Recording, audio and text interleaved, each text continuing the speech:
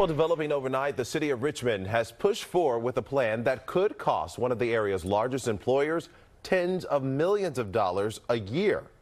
Today in the Bay's Bob Redell joins us live this morning. And Bob, now it is up to those voters to decide whether to tax Chevron. This is for the alleged harm it's caused by its oil refinery.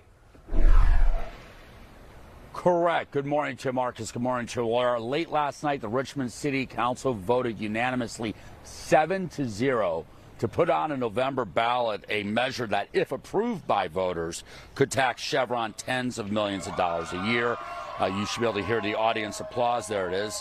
Their audience applause of approval during this late night vote in city council chambers. Environmentalists and other citizens seen here rallying before the vote proposed this measure to tax every barrel of oil that arrives at the Chevron Richmond refinery to be refined. Now, this new money would go to the city's general fund. Backers of the measure hope some of that money would be used to help offset the costs of dealing with the health and environmental problems caused by pollution from the refinery.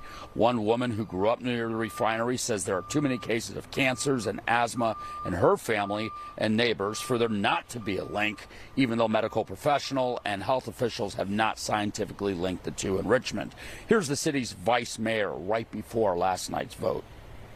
It just makes sense that the one who contaminates, the ones who just do a lot of mess, pay for that.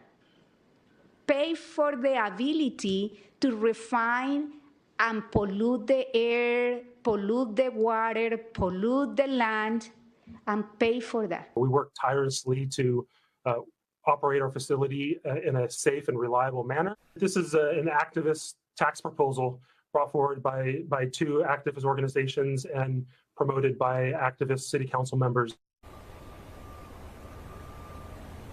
We spoke with that Chevron spokesman before last night's vote. He says this tax plan was rushed without considering the fact that this new tax will drain funds that are earmarked for improvements at the refinery or the potential long-term impact on the facility's ability to produce union jobs and millions of dollars in local income. Chevron notes the facility has reduced emissions by 80% over the past few decades and lowered particulate releases by almost 40% since 2019. A petroleum industry trade group says this new tax could eventually raise the cost of gasoline at stations like the one behind me.